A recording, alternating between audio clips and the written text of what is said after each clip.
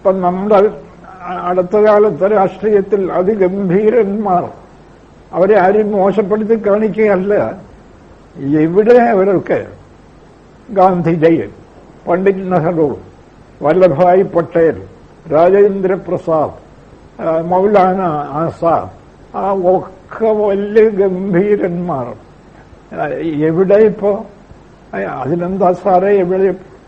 അതിനെന്താ, വേറെ കുഴപ്പമൊന്നുമില്ല. നമ്മളും പോവും, അവരെ പോലെ തന്നെ എല്ലാവരും പോവും. പക്ഷെ പോകുന്നതിന് മുൻപ് മറ്റെന്തിനേക്കാളും അധികം ഈ സത്യത്തെ കൂടെ അറിഞ്ഞുകൊണ്ട് പോവുക. മറ്റൊക്കെ ഇരുന്നോട്ടെ, ഓരോരുത്തരുടെ രാജ്യഭരണവും അതൊന്നും വേണ്ടെന്നതിനർത്ഥമില്ല. നമുക്കതൊക്കെ കിട്ടിയാൽ നമുക്കും വേണമെങ്കിൽ അതൊക്കെ ചെയ്യാം. പക്ഷെ ഈ സത്യം കൂടെ അറിഞ്ഞില്ലെങ്കിൽ ഒരു പണ്ഡിറ്റ് നെഹ്റുവും രക്ഷപ്പെടില്ല.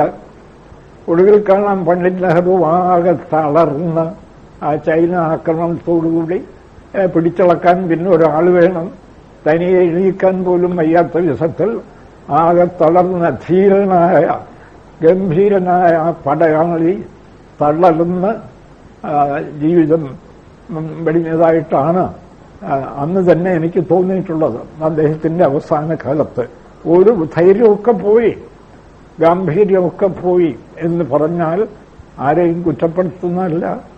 ഈ സത്യബോധമില്ലയോ ആരുടെ ഗാംഭീര്യവും ഇപ്പോൾ പോവും അവസാനം.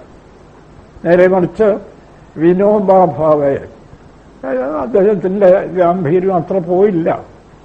അദ്ദേഹം 5 ദിവസം വെള്ളം പോലും കുടിക്കാതെ 4-5 ദിവസം ഇരുന്ന് ശരീരം അങ്ങ് ഉപേക്ഷിച്ചു. ഇന്ദിരാഗാന്ധിയും മറ്റും പോയി താണ് വീണപേക്ഷിച്ചു വെള്ളം കുടിക്കാൻ. അദ്ദേഹം സന്തോഷപൂർവ്വം പറഞ്ഞു, ഞാൻ ഇനി എന്തിനാ വെള്ളം കുടിക്കുന്നത്?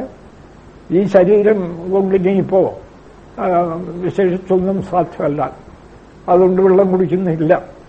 അദ്ദേഹം ഗീതയൊക്കെ നല്ല വായിച്ചും വേദാന്തമൊക്കെ പഠിച്ചും ആധ്യാത്മികത്വം നല്ല ഉറച്ച ആളായിരുന്നു വിനോബാജി. ഇതൊക്കെ ആധുനിക കാലത്ത് പോലും ഈ 2 തലത്തിലും ധാരാളം ആളുകളെ കാണാറുണ്ട് എന്ന് കാണിക്കാൻ വേണ്ടി ഞാൻ പറഞ്ഞു എന്നേ ഉള്ളൂ.